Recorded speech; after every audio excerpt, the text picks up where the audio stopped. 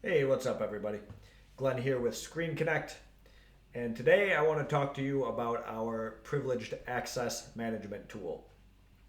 This is how we handle UAC elevations and pretty much allowing you to automate the entire process, as well as, from a security standpoint, setting users up with an ephemeral local admin for just operating by the principle of least privilege access and really locking down your security environment.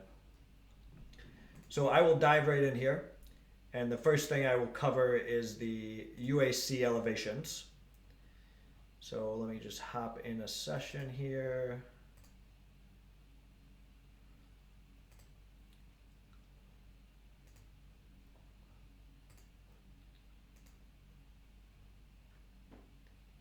Okay, so what this looks like from the end user's perspective is I'll just use Notepad because it's right on my desktop.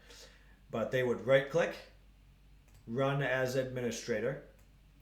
And as you can see here, we inject ourselves into this dialog. You can also input a reason right here. So let's just say they would like to update this program, and they would click this little blue arrow. And as you can see, you get a notification to the session, as well as this privileged access shield right here. So once you click into this thread, you will get more information about the prompt. So program name, publisher, certificate thumbprint, and you can take action on it from here. So if you know what it is, you can approve it, deny it, whatever you want to do. You also have the ability to do that from within the session, just another call out. If you need more information about the request, you can first click on this node, which is a virus total integration. And this will run it against, I believe it's about 80 antivirus to see if there's any known threats. So in this case, Notepad looks like it's good to go. Then what I would do is come to this middle node. This is the awesome part. So you can click on this middle node and then create a rule. So this is basically saying if these conditions are met, then take this action. So for this case, we can auto approve it. I will create that rule. I will approve this one. And then the next time this is encountered, run as admin, update, and then boom, no action is needing to be taken on that. Rules are stored under admin automations. So if you're looking for those, that's where they are stored. And as you can see, this is the one I just created today, which we don't need. So just for cleanup, I'm going to delete that one. Okay, the second part of privileged access management is the creation of a temporary local admin. And this looks very similar.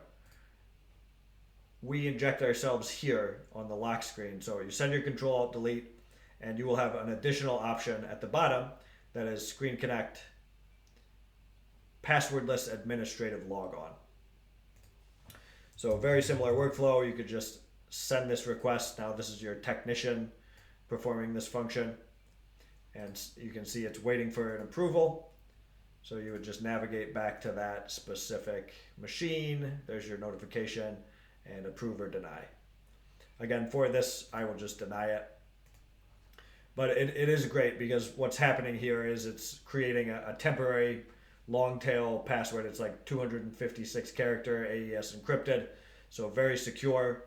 When that technician is done with that session, then you can basically remove those credentials. So just really, really locking down your environment tight.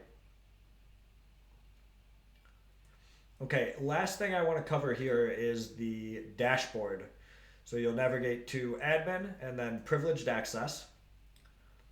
I'm a data guy, so I love these graphs here. So this is going to just give you some information about the end user access, how many of these elevation prompts were encountered, how many of these admin logons were encountered, how many endpoints do you have PAM assigned to, and then even rules versus manual approvals, and top elevation responses by application. So for another example, let's say you see 100 requests for Adobe Creative Cloud and they're mostly manual approvals. Then it's like, okay, well, maybe it's time to set up a rule for that, save my team a bunch of time.